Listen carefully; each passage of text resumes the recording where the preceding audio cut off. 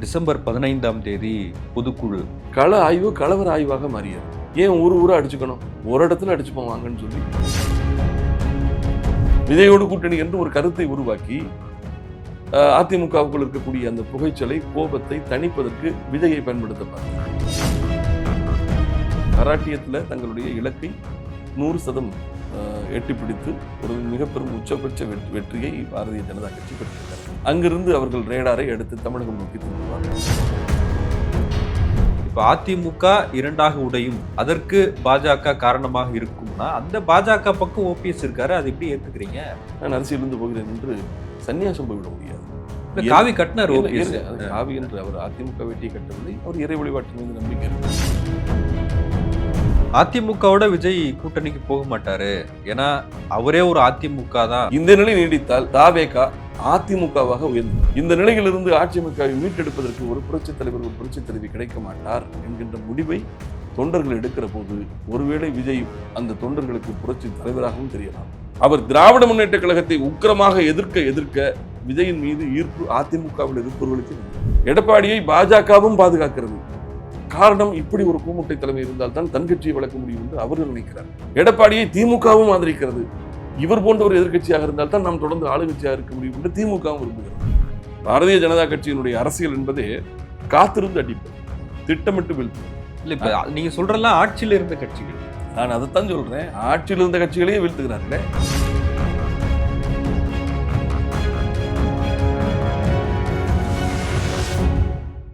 South பீட்டின் அன்பு உறவுகளுக்கு வணக்கம். நான் ஃபெலிக்ஸ் இன்பவொளி. இந்த நேர்காணலில் நாம் சந்திக்கிறப்பவர் அதிமுகவை சேர்ந்த ஓபிஎஸ் அணியின் கொள்கை பரப்பு செயலாளர் திரு மருது அழகராஜ் அவர்கள்.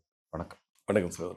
அதிமுகவின் பொதுச் செயலாளர் எடப்பாடி பழனிசாமி டிசம்பர் 15ஆம் தேதி பொதுக்குழு கூடும் அப்படின்னு அறிவிப்பு செய்திருக்கிறாரு. இதுல சிறப்பு அழைப்பாளர்கள் பங்கேற்பாங்க அப்படின்னும் அந்த அறிவிப்பு இருக்கு. இந்த சூழல்ல துணை முதலமைச்சர் உதயநிதி ஸ்டாலின் அவருடைய பிறந்தநாள் விழாவில் பேசும்போது 7வது முறையாகவும் திமுக ஆட்சி அமைக்கும் அப்படின்னு பேசிட்டு, அதிமுகவில் என்ன நடக்கிறது, அங்க கள ஆய்வு நடக்குதா இல்ல கலவரம் நடக்குதா அப்படின்னு கேள்வி எழுப்பியிருக்கிறாரு. இதுல நீங்க சமூக வலைதளங்களில் ஒரு பதிவு போடுறீங்க.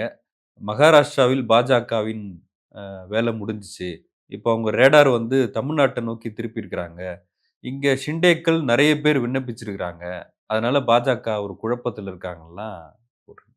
இப்போ ஏற்கனவே அதிமுக உடையமா அப்படின்றலாம் பல விவாதங்கள் நடந்துச்சு. திமுகவிலும் கூட ஷிண்டேக்கள் வருவாங்கன்னு அண்ணாமலையெல்லாம் பேசியிருந்தார். ஆனா அப்படி எதுவும் நடக்கல. அதிமுக தொண்டர்கள் பொறுப்புக்காக போட்டி போடுறாங்க, அங்க ஒரு ஜனநாயக தன்மை இருக்கு அப்படின்னு அப்படிதான் சொல்றாங்களே தவிர அதிமுக உடைய போகுதுன்னு ஒரு பார்வையே இல்லை. நீங்க எப்படி பாக்குறீங்க?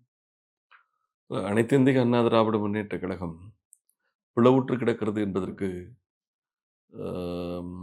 சாட்சி நடந்து முடிந்த நாடாளுமன்ற தேர்தல். அண்ணன் ஓபிஎஸ் போட்டியிட்டது, திரு தினகரன் போட்டியிட்டது. அதிமுகவினுடைய முதலமைச்சராக இருந்தவர், முன்னாள் முதலமைச்சராக இருந்த ஒருவரை இரட்டை இடை சின்னத்தை எதிர்த்து போட்டியிடக்கூடிய சூழல் ஏற்பட்டு ராமநாதபுரத்திலே அவர் 3 லட்சம் வாக்குகள் வாங்குகிறார். இரட்டை இலை சின்னம் ஒரு வெற்றிக்கு அடையாளமாக இருந்த சின்னம் தன் கட்டுத்தொகை இழந்து 1 லட்சம் ஓட்டு வாங்குது.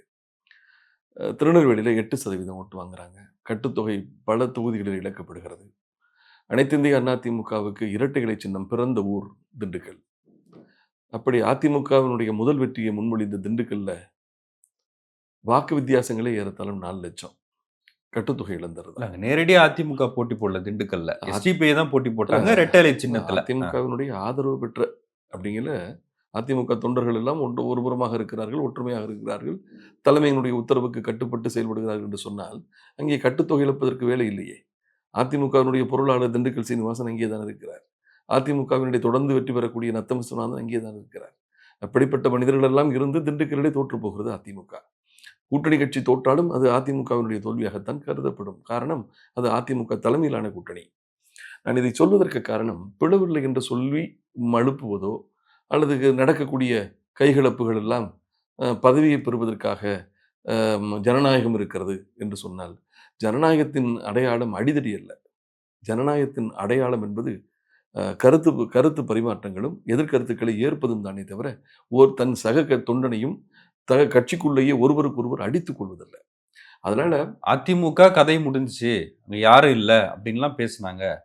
இப்போ வந்து பொறுப்புக்காக போட்டி போடுறாங்க அதிமுகல. அப்படின்னா வந்து அங்க அது இன்னும் வந்து உயிர்ப்போட இருக்குல்ல. இல்ல அதிமுக உயிர்ப்போடும் உச்சத்திலும் இருக்கிறது என்று சொன்னால், அவர்கள் சொன்னார்கள் அல்லவா, உலகத்தின் 7வது பெரிய கட்சி அதிமுக. நாங்கள் 2,33,00,000 உறுப்பினர்களை சேர்த்து விட்டோம். அம்மாவின் காலத்தில் கூட 1,50,00,000 தொண்டர்கள். நாங்கள் இப்பொழுது 1,00,00,000 கூடுதலாக சேர்த்து விட்டோம் என்றெல்லாம் சொன்னார்கள். ஆனால் பெற்ற வாக்குகள் ஏறத்தாழ 80,00,000 வாக்குகள் தான். அதுல பொதுமக்களுடைய வாக்குகளை கழித்து விட்டு பார்த்தால், உறுப்பினர்கள் எவ்வளவு பேர் வாக்களித்திருக்கிறார்கள். ஆகவே என்னை பொறுத்தவரை உண்மையை மறைத்துவிட்டு, யதார்த்தத்தை மறைத்துவிட்டு, பொய்யை போர்வையாக போர்த்தி, நிஜத்தை நாம் ஏற்க மறுத்தோம் என்று சொன்னால், அது பேரழிவாக மாறும். ஏற்கனவே என்னை பொறுத்தவரை அதிமுக சந்தித்திருப்பது தோல்வியோ, சரிவோ அல்ல. அது பேரழிவு. காரணம், எந்த காலகட்டத்திலும் திராவிட முன்னேற்றக் கழகத்திற்கு போட்டி நான் தான் என்கின்ற நிலையை அதிமுக கைவிட்டது கிடையாது. 2ஆம் இடத்தை என்றைக்குமே அதிமுக இழந்தது கிடையாது. ஆனால் 13 தொகுதிகளிலே 2ஆம் இடத்தையே இழக்கிறது. 7 தொகுதிகளிலே டெபாசிட்டும் போகிறது. 2 முதலமைச்சர்களை முன்மொழிந்த ஆண்டிப்பட்டியில் ஒரு வாக்குச்சாவடியில் ஒரு ஓட்டு கிடைக்கிறது. இதற்கு மேலும் அதிமுக விழவில்லை, சரியவில்லை, அழியவில்லை, மிக கட்டுக்கோப்பாக இருக்கிறது, மாபெரும் போட்டி இருக்கிறது தொண்டர்களிடம் என்று சொல்வது என்னை பொறுத்தவரை இதைவிட ஒரு பச்சை பொய் இருக்க முடியாது. ஆறுதல் சொல்வதற்கு சொல்லலாம். ஆனால் ஒருவேளை வெளியே தொண்டர்களுக்கு வழி நிறைந்த வார்த்தைகளை உள்ளே அழுத்திக் கொண்டு உற்சாகம் தர வேண்டும் என்பதற்காக கூட இது போல பேசலாமே தவிர, அவர்களுடைய மனசாட்சிக்கு தெரியும் அதிமுக மிக பெரும் அதல பாதாளத்தை நோக்கி சென்று கொண்டிருக்கிறது. ஏறத்தாழ 43% வாக்குகள் பெற்று ஒரு உச்சத்தில் கொடுத்துவிட்டு போனார் புரட்சித் தலைவி அம்மா. முக்கடல் சூழ்ந்த பாரதத்தின் 3ஆம் பெரும் கட்சி என்கின்ற உச்சத்தை பெற்றது. திராவிட இயக்கங்களிலே பாராளுமன்றத்தின் தரைதளத்தில் தனக்கென்று அலுவலகத்தை பெற்ற முதல் இயக்கம் அதிமுக. இத்தனை பெருமைகள் கொண்ட கட்சி இன்றைக்கு 20%த்திற்கு வந்து இல்ல அதே இப்ப திமுகவா இருந்தாலும் சரி, அதிமுகவா இருந்தாலும் சரி, அதே செல்வி ஜெயலலிதா தோல்வி சந்திச்சாங்கல்ல. நீங்க ஒரு ஊடகவியலாளர் இந்த கேள்விய நீங்க அறியாதவர்களும், புரியாதவர்களும் கேட்கலாம். தயவு கூர்ந்து புரட்சித் தலைவரையும், புரட்சித் தலைவி அம்மாவினுடைய அரசியல் காலங்களையும், எடப்பாடியின் காலத்தோடு தயவு கூர்ந்து ஒப்பிடாதீர்கள். அம்மாவின் காலத்தில் கொளப்பாக்கத்துல ஆய்வுகள் நடந்தது. எங்கேனும் ஒரு சலசலப்பு இருக்குமா? சட்டி பிடித்தடிக்கிற பிரச்சனைகள் இருக்குமா? சர்ச்சைகளுக்கு இடம் உண்டா? எப்படிப்பட்ட ஒரு ராணுவ கட்டுக்கோப்பு இருந்தது? இன்றைக்காவது அதிமுக 7 தொகுதிகளிலே அம்மாவின் காலத்தில் டெபாசிட்ல இருந்ததா? விதிவிலக்காக ஏதேனும் ஒரே ஒரு தேர்தலில் நடந்திருந்தால் கூட விழுந்த வேகத்தில் எழுந்து விடுவார்கள். இதுபோல தொடர் தோல்விகள். ஒரு காங்கிரஸ் வேட்பாளரிடம் ஈரோட்டிலே கட்டுத்தொகையை காப்பாற்றுவதற்கு முட்டி போட்டு முழி பிதுங்கக்கூடிய நிலை வந்ததே. அம்மா காலத்தில் அப்படி எதுவும் இருந்ததா? நான் விதிவிலக்கு என்பது வேறு. பொது விதியாகவே இன்றைக்கு எடப்பாடி ஒரு தோல்வியின் பிராண்ட். அவரால் கட்சியை கட்டுப்பாட்டுக்குள் வைக்க முடியவில்லை. இல்ல ஆனா நான் கட்சி கைப்பற்றுவது கைப்பற்றின என்ன? பட்டாம்பூச்சியை கையில் பிடித்து என் கையில் இருக்கிறது, என் கையில் இருக்கிறது என்று நான் மாறுதட்டி சொல்கிறேன்.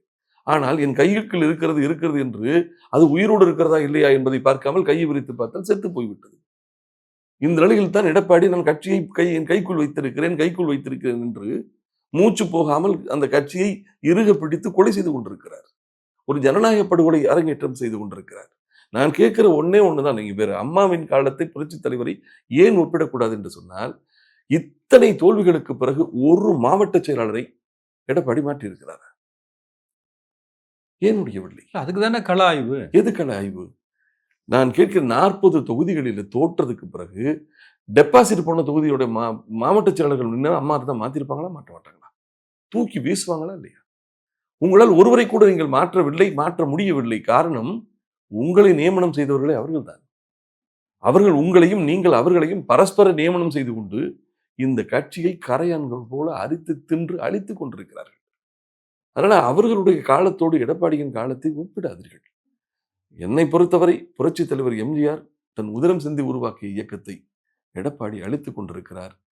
இப்ப வேணாம் உடனே ஒவ்வொரு ஊரா போன இடம் பூரா கலவரம். கள ஆய்வு கலவர ஆய்வாக மாறியது. போகிற இடத்தெல்லாம் அடிதடி. உடனே என்ன பண்றாரு? ஏன் ஊரா அடிச்சுக்கணும்? ஒரு இடத்துல அடிச்சுப்போம் வாங்கன்னு சொல்லி, வானகரத்தில் ஏற்கனவே கலவரம் நடத்திய அனுபவம் இருக்கிறது அவருக்கு. இப்ப அங்கேயே கூப்பிடுகிறார். கூப்பிடுவதற்கு பிறகு என்ன செய்ய போகிறார்கள்? பொதுக்குழு உறுப்பினர்களையும், ஒன்றிய செயலாளர்களையும், மாவட்ட செயலாளர்களையும் சரிப்படுத்தும் வேலைகளை எப்படியாவது அமைதிப்படுத்தி, அவர் அமைதிப்படுத்துவதற்கு அவருக்கு பல யுக்திகள் இருக்கிறது. அந்த யுக்திகளை கையாண்டு எதிர்ப்பு கருத்துக்களை, எதிர்கருத்துக்களை உள்ளே பேச விடாமல் தடுப்பதற்கு, வெளியே அவர்களை சரிப்படுத்துகிற வேலையை செய்து, ஒரு நாடகபாணியான ஒரு பொதுக்குழு நடக்கலாம். ஆனாலும் அங்கேயும் ஜனநாயகம் நிச்சயமா தன்னுடைய கருத்தை யாரோ ஒருவரோ அல்லது பலரோ தங்கள் கருத்துக்களை சொல்வதற்கும் வாய்ப்பு இருக்கும் என்று நான் நம்புகிறேன். என்னை பொறுத்தவரை இது எல்லாமே கட்சியின் வளர்ச்சிக்கு ஒவ்வாத காரியங்கள். இந்த இயக்கம் பிளந்து கிடக்கிறது என்பது உண்மை.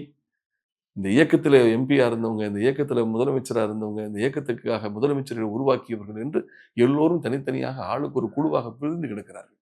கடைசி நேரத்தில் தேமுதிகவை இவர்கள் காலில் விழுந்து கதறி அழுது அழைத்து வந்ததாகத்தான் நான் அறிந்தேன். ஏன் இந்த நிலை? அதிமுகவில எனக்கு சீட்டு வேணாங்க சார். அதிமுகவின் கூட்டணி கட்சிகளின் பட்டியலில் என் கட்சியின் பெயர் இருந்தால் போதும் என்று ஆதரவு கடிதம் குடிப்பதற்கு அலைமோதும் அல்லவா ஒரு கூட்டம். தலைமை கழகத்துல நானும் அதிமுகவினுடைய அதிகாரப்பூர்வ நாளேட்டுக்கு 15 வருஷம் எடிட்டரா இருந்திருக்கேன். சார் நாங்க ஆதரவு குடுத்துருக்கோம். செய்தியில போட்டுருங்க சார். நீங்க யாருங்க? நான் இந்த கட்சி சார். இப்படி எண்ணற்ற கட்சிகள். இடம் வேண்டாம். தொகுதி வேண்டாம். நான் அதிமுகவை ஆதரிக்கிறேன் என்கின்ற செய்தி வந்தால் போதும். என் கடிதத்தை ஏற்றுக்கொண்டால் போதும். இப்படிப்பட்ட நிலை இருந்தது அல்லவா? ஆனால் இன்றைக்கு உங்களை நோக்கி யாரும் வரவில்லை. கூட்டணி கிடையாது என்று அறிக்கைகள் வருகிறது. விஜயோடு கூட்டணி என்று ஒரு கருத்தை உருவாக்கி அதிமுகவுக்குள் இருக்கக்கூடிய அந்த புகைச்சலை, கோபத்தை தணிப்பதற்கு விஜயை பயன்படுத்த பார்த்தார்கள். அவர் ஒரே வார்த்தையில சொல்லிட்டார். அவர் மாநாட்டு தொடக்கத்திலேயே சொல்லிவிட்டார். நான் தனித்து ஆட்சி பிடிப்பேன். ஆனாலும் நம்மை நம்பி வரக்கூடிய கட்சிகளுக்கு வெறும் இடங்களை மட்டும் கொடுக்க மாட்டேன், அதிகாரத்தில் பங்கும் கொடுப்பேன் என்கின்ற ஒரு புரட்சிகரமான ஒரு பிரகடனத்தை அவர் செய்திருக்கிறார். அப்படி அவர் தெளிவுபடுத்தியதற்கு பிறகு இவர்கள் ஊரெல்லாம் சொல்லிக் கொண்டிருந்தார்கள். எங்களை விமர்சிக்கவில்லை. எங்களோடு கூட்டணிக்கு வரப்போகிறார். 60 தொகுதிகள். அவர்தான் பவன் கல்யாண். இங்கே துணை முதலமைச்சர். இப்படி ஒரு கருத்தை உருவாக்கி அதிமுக தொண்டர்களிடம் ஒரு சலனத்தையும் சபலத்தையும் உருவாக்க பார்த்தார்கள். அதை அவர்கள் புரிந்து கொண்டார்கள். தன் கட்சியின் வளர்ச்சி பாதிக்கப்பட்டுவிடும். அதிமுகவிலிருந்து இங்கே வர விரும்புவர்கள் கூட வராமல் நின்று விடுவாங்க. அல்லது கூட்டணி விரும்பாமல் விஜய் தனித்து முதலமைச்சராக வர வேண்டும் என்று வாக்களிக்க விரும்புவர்கள் இவர் என்ன கூட்டணிக்கு போறாராமே என்ற எண்ணம் வந்தால் அது அந்த கட்சியினுடைய வளர்ச்சியை பாதிக்கும் என்பதால் அவர்கள் அவசரமாக அதிமுகவோட கூட்டணி என்பது பொய் என்கின்ற அறிக்கையை அவர்கள் வெளியிடுகிறார்கள். இந்த நிலை ஏன் வந்தது என்று சொன்னால் பிளந்து கிடப்பது உண்மை. நீங்க வந்து பாஜகவை குற்றம் சாட்டுறீங்க இல்லையா? நான் குற்றம் சாட்டவில்லை. அதுல உள்ள கருத்து நீங்க என்ன சொல்லியிருந்தேன்னா, மகாராட்டியத்துல தங்களுடைய இலக்கை 100% எட்டி பிடித்து ஒரு மிகப்பெரும் உச்சபட்ச வெற்றியை பாரதிய ஜனதா கட்சி பெற்றிருக்கிறது.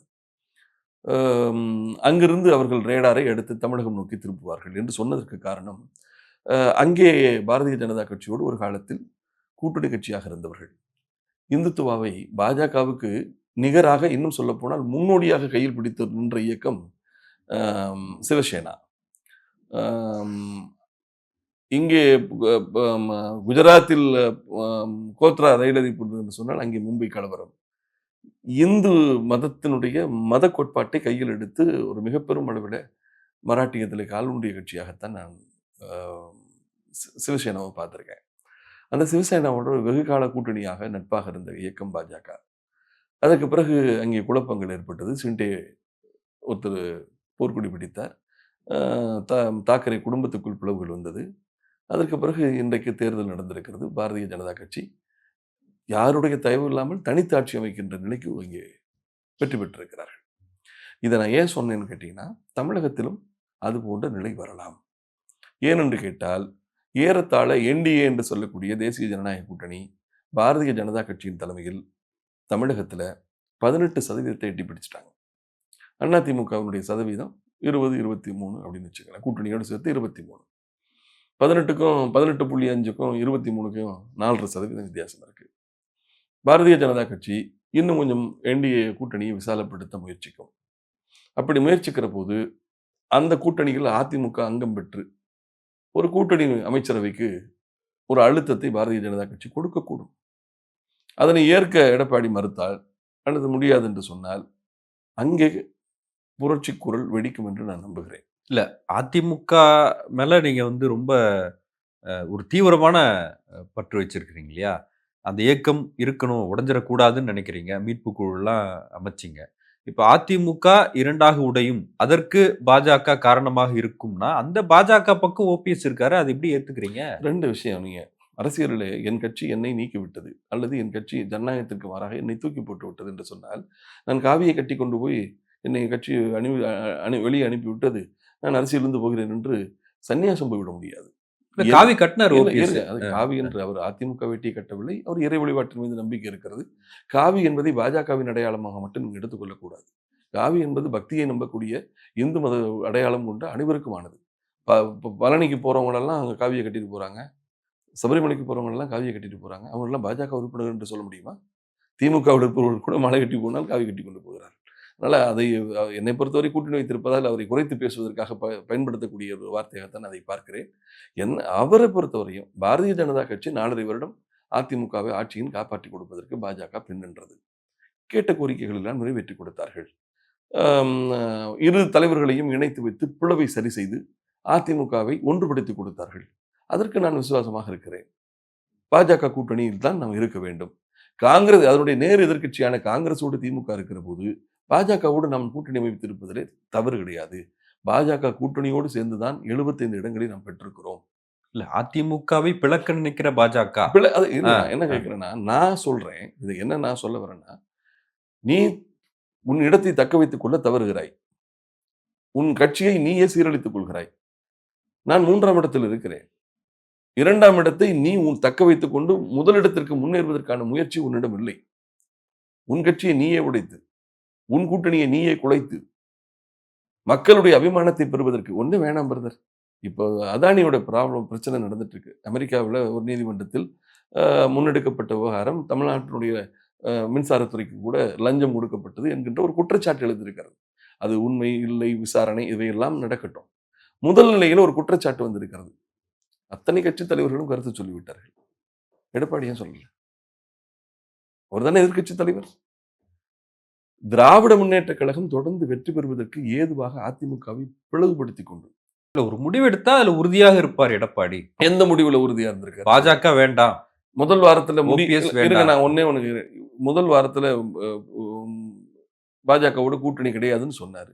அடுத்து ஒத்த கருத்துடையவர்கள் அது தேர்தல் நேரத்தில் தான் கூட்டணி என்று ஒரு பிறள பேசினார். ஞாபகம் இருக்கா? இல்ல அதுக்கு ஒரு விளக்கு கொடுத்துட்டாங்க. இல்லங்க, பாஜக இல்லாத பிறள பேசினார். மக்களிடம் அது ஒரு மிக பெரும் கேலி பேச்சாகவும் அவரை கேலி பொருளாகவும் பார்த்த உடனே சமாளிப்பதற்கு மறுபடியும் இல்ல கூட்டணி இல்லை என்று சொல்கிறார்.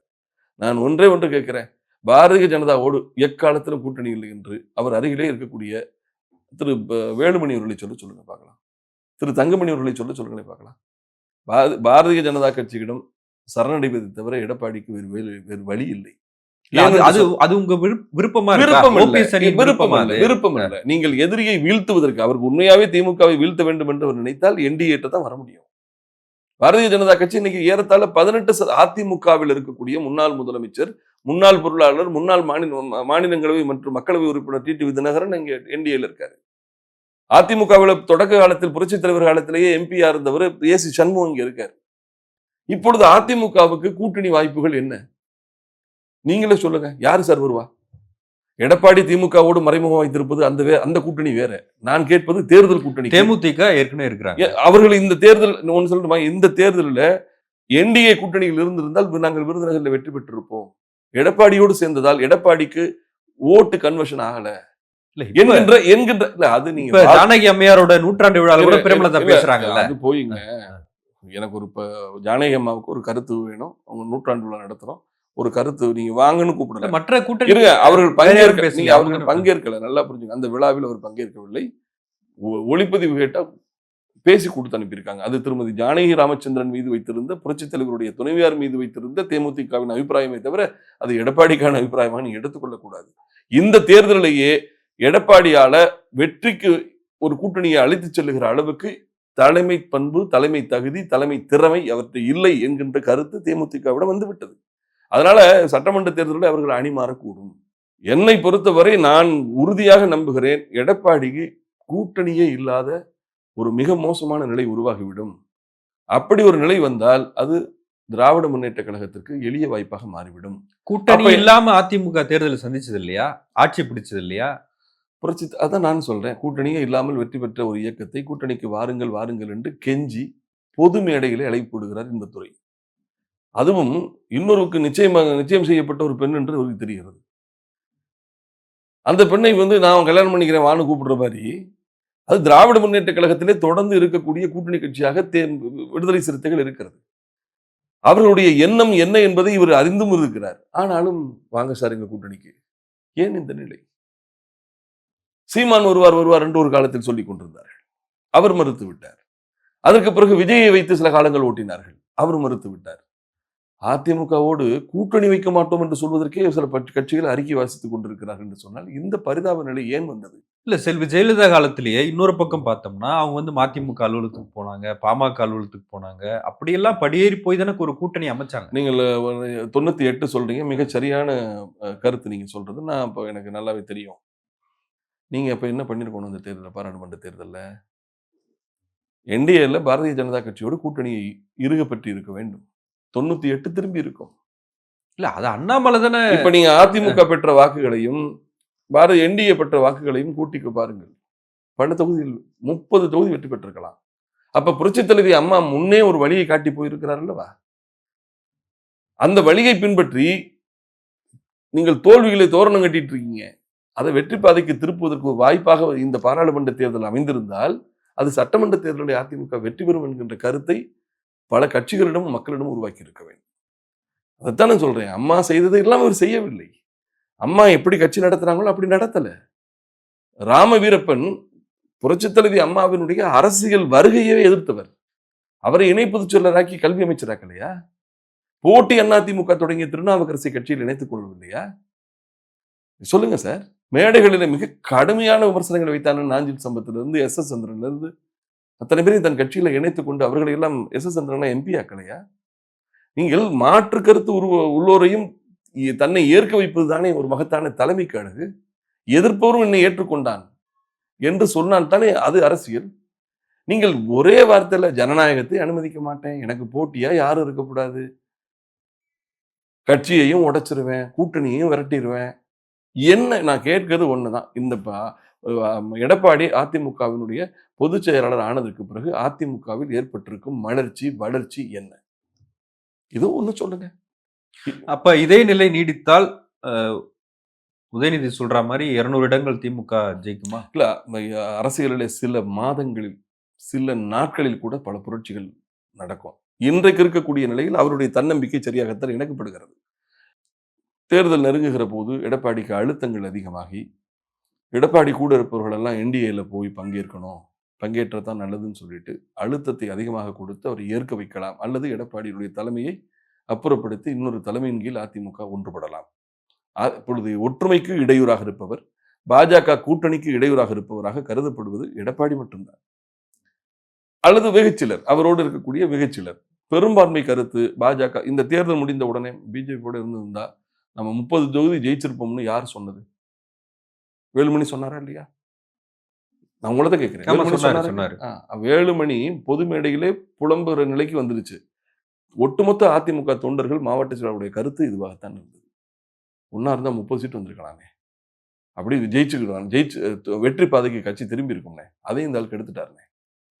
நான் ஏன் சொல்ல வரேன்னா, இந்த கருத்து மேலும் மேலும் அது புரட்சியாக வெடித்து எடப்பாடியினுடைய தலைமையை அகற்றிவிட்டு இன்னொரு தலைமையின் கீழ் பாஜக தலைமையில பாஜகவினுடைய கூட்டணியில் அங்கம் பெறுகிற அதிமுகவாக, ஒன்றுபட்ட அதிமுகவாக மாறலாம். அதற்கு சாத்தியம் இருக்கு. ஒருவேளை அதுவும் நடக்கல, எடப்பாடி பிடித்தபடியாக தன் கட்டுப்பாட்டிலேயே வைத்திருக்கிறார், கட்சியை ஒன்றுபட அனுமதிக்கவில்லை, பாஜகவோடு கூட்டணி இல்லை என்று சொன்னால், அவர் விஜயோடு சேர்ந்தால் கூட, நான் இப்ப சொல்றதை நீங்க எழுதி வச்சுங்க, ஒரு விஜய் நிச்சயமா கூட்டணி வரமாட்டார்ன்றது என்னுடைய கருத்து. ஒருவேளை விஜயவே அவர்கள் வசியப்படுத்தி கூட்டணியில் சேர்த்து விட்டார்கள் என்று சொன்னால் கூட, மூன்றாவது அணியாக என்டிஏ போட்டியிட்டார், அவர்கள் பெறக்கூடிய ஓட்டு அதிமுகவினுடைய வெற்றியை பின்னுக்கு தள்ளும், மீண்டும் திமுக ஆட்சிக்கு வந்துவிடும். அதுவே எடப்பாடி கட்சியை ஒன்றுபடுத்தி பாஜக தலைமையிலான என்டிஏ கூட்டணியையும் தன்வசப்படுத்தி கொண்டு விஜய் மூன்றாவது சக்தியாக நின்று திராவிட முன்னேற்ற கழகத்தினுடைய ஓட்டுகளை வெகுவாக பிரிப்பதற்கான வாய்ப்புகளை அவர் உருவாக்கினால் பழைய மக்கள் நல கூட்டணி போல அது பெரிய பாதிப்பை உருவாக்கலாம். ஆனா மக்கள் நல கூட்டணி அளவுக்கு விஜய் பலவீனமாக இருக்க மாட்டார் என்று நான் நம்புகிறேன். நான் அவரை குறைச்சு இப்பவும் மதிப்பிடல. அவருடைய ஒரு மாநாடு ஒரு பெரிய சலனத்தை, ஒரு பெரும் அதிர்ச்சியை உருவாக்கி இருக்கிறது. அவர் தமிழ்நாடு முழுவதும் மக்களை சந்தித்து சுற்றுப்பயணம் வருகிற போது மக்களிடம் ஒரு மிக பெரும் எழுச்சி ஏற்படுவதற்கு வாய்ப்பு இருக்கிறது. அவருக்கு அரிய சந்தர்ப்பமாக அதிமுக பிளவுற்று கிடக்கிறது. அன்றைக்கு விஜயகாந்த் அவர்களுக்கு அ சவாலாக இருந்த கலைஞரும், அம்மாவும் இப்ப இல்ல. ஆக விஜய்க்கு காலம் மிகச் சரியாக இருக்கிறதாக நான் கருதுகிறேன். அதனால இவையெல்லாம் கணக்குகள் தான். ஒருவேளை அவர் 3வது அணியாக இருந்த திமுக வாக்குகளை அதிகமாக பிரித்தால், அதிமுக, என்டிஏ தலைமையிலான கூட்டணி ஆட்சி மீண்டும் தமிழகத்துல ஆட்சிக்கு வருவதற்கு வாய்ப்பு இருக்கிறது. அதிமுகவோட விஜய் கூட்டணிக்கு போக மாட்டாரு. ஏன்னா, அவரே ஒரு அதிமுக தான் அப்படின்னு நினைக்கிறாரு அப்படின்ற கருத்து எப்படி பார்க்குறீங்க? நிச்சயமா அப்படி நினைச்சா தான் அவர் அரசியல்வாதி. அதிமுகவை தாவேகாவா மாறுவதற்கு அவர் முயற்சிப்பார். இந்த நிலை நீடித்தால் எடப்பாடி திமுக எடப்பாடி திமுக ஒரு மதிமுகவாக மாறிவிடும். இந்த நிலை நீடித்தால் தமிழக வெற்றி கழகம் தாவேகா அதிமுகவாக உயர்ந்துவிடும். அரசியல் யாருக்காகவும் காத்திருக்காது சகோதரர். அரசியல்வாதிகள் யாருக்காகவும் தியாகம் செய்ய மாட்டார்கள். ஒண்ணும் வேண்டாம். அம்மா இருக்கும் காலத்திலேயே கேப்டன் கட்சி தொடங்கின உடனே தேசிய முற்போக்கு திராவிட கழகத்தை நோக்கி திமுகவிலிருந்து யாரும் அதிகமா போகல. யாரும் போகல. ஏன் சொல்லுங்க பார்க்கலாம். அப்ப திமுக ஆட்சிக்கு வந்துருச்சு 2006ல. ஆனால் அண்ணா திமுகல அம்மா இருக்கிற போதே அண்ணாவினுடைய சட்டமன்றத்தில் இருந்த பன்ருட்டியார் போனார். புரட்சித் தலைவி அம்மாவினுடைய முதல் கேபினெட்ல விவசாயத்துறை அமைச்சராக இருந்த கூப்பா கிருஷ்ணன் போனாரு. பள்ளிக்கல்வித்துறை அமைச்சராக இருந்த மருங்காபுரி பொன்னுச்சாமி போனாரு. ஆஸ்டின் போனாரு. நான் கூட போனேன். நான் ஏன் இதை சொல்கிறேன் என்று சொன்னால், இந்த நட்சத்திர அந்தஸ்து, கரிஷ்மா, ஸ்டார் வேல்யூ இதையெல்லாம் நேசிக்கக்கூடிய தொண்டர்களும் தலைவர்களும் அதிகமாக இருக்கக்கூடிய இயக்கம் அதிமுக. இப்பொழுது அம்மாவுக்கும் தலைவருக்கும் பிறகு ஒரு ஹீரோ தொடங்கி ஒரு ஹீரோயின் வழிநடத்தின கட்சி ஒரு கரிஷ்மா இல்லாத ஒரு காலத்துல தத்தளித்துக் கொண்டிருக்கிறது. இல்ல இப்ப திராவிட யாரும் போலயே. இல்ல இப்ப போக மாட்டாங்க. நான் தான் சொல்றேன்ல, ஒரு தேர்தலில் விஜய் தன்னை நிரூபித்து காட்ட வேண்டும். அல்லது இவருடைய சுற்றுப்பயணத்தில் மக்கள் பேரெழுச்சி ஏற்பட்டால் இங்கிருந்து நகர தொடங்குவார்கள். கீழே போக ஆரம்பிச்சிட்டான். நிறைய பேர் தாவேகாவுக்கு போகக்கூடிய நிலை வந்திருக்கு. நான் ஏன் இப்ப ஒண்ணு வேணாம், திரு ஜேசிடி பிரபாகரன் இருக்காருல்ல, தலைவர் காலத்தின் சட்டமன்ற உறுப்பினர், அவருடைய பையன் பாருங்க இப்ப நீங்க விஜய்கிட்ட போயிட்டாரு. போறது வெளி தெரியாமல் போய்கிட்டு இருக்காங்க. நான் இதை சொல்றதுக்கு காரணம் ஒன்னே ஒண்ணுதான். வெற்றி பெற்று அவர் உறுதிப்படுத்த ஆரம்பிச்சிட்டாருன்னா இங்கிருந்து ஆட்கள் நகர ஆரம்பித்து விடுவார்கள். இது தடுக்க முடியாது. அம்மாவின் காலத்திலேயே எவ்வளவு பேர் போனாங்கன்னு சொன்னா, இன்னைக்கு கட்சி பிளந்து கிடக்கிறவங்க என்ன பண்ணுவாங்க? சேர்க்க மாட்டான். என்னையா பண்ண சொல்ற? அரசியல் ரிட்டைர்மெண்ட் கொடுக்க முடியாது. ஒரு பள்ளிக்கூடத்துல ஒரு பிள்ளைய கொண்டு சேர்க்க போறோம். அந்த ஸ்கூல்ல சீட்டு கிடையாதுன்னு உங்களை மறுத்துட்டாங்க. உங்க பிள்ளைய படிப்பை நிறுத்துவீங்களா? பக்கத்து பள்ளிக்கூடத்துல சேர்ப்பீங்களா? நீங்க சொல்லுங்க. எங்க இடம் இருக்கோ அங்க சேர்ப்போம். இல்ல நான் கேட்கறேன், உங்களுக்கு பிடித்த இன்னொரு பள்ளி சாய்ஸ் வச்சிருவீங்கல்ல? உன் பள்ளிக்கூடத்துல சேர்க்கணும்னு நான் எவ்வளவு ட்ரை பண்றேன், என்னை சேர்த்துக்க மாட்டேங்கிற. இடம் இருக்குது, உனக்கு மனம் இல்லை, என்னை ஏற்றுக்கொள்ளவே மாட்டேங்கிற. என் பிள்ளைய நான் படிப்பை நிறுத்திட முடியாதே. இன்னொரு பள்ளிக்கூடத்தை தேடுவேன்லவா? அதுபோல எடப்பாடியினுடைய பிடிவாதம், எடப்பாடியினுடைய வன்ம அரசியல், எடப்பாடியினுடைய பெருந்தன்மை இல்லாத போக்கு, இவையெல்லாம் அதிமுகவில் இருந்த பல தலைவர்களையும் தொண்டர்களையும் அடுத்த கட்சிக்கு அனுப்பிவிடும். நீங்க அம்மாவுடைய வழக்கறிஞர் அந்த ஜோதி இந்த மறுபடியும் போய் திமுக சேர்ந்திருக்காரு. திராவிட முன்னேற்ற கழகத்தை இன்னைக்கு பெரும்பகுதியாக நடத்தி கொண்டிருப்பதே அதிமுகவிலிருந்து கலந்து போன டயர்கள் தானே. செந்தில் பாலாஜிலிருந்து, ஏவாவேலிருந்து, அனிதா ராதாகிருஷ்ணன்ல முத்துச்சாமியில இருந்து, ரகுபதியில இருந்து, தென்னவன்ல இருந்து கணக்கு பண்ணி பாருங்களேன். அனைத்து இந்திய அண்ணா திராவிட முன்னேற்ற கழகத்திலிருந்து கலந்து போன டயர்கள் தான் திமுகவை ஓட்டி கொண்டிருக்கிறது.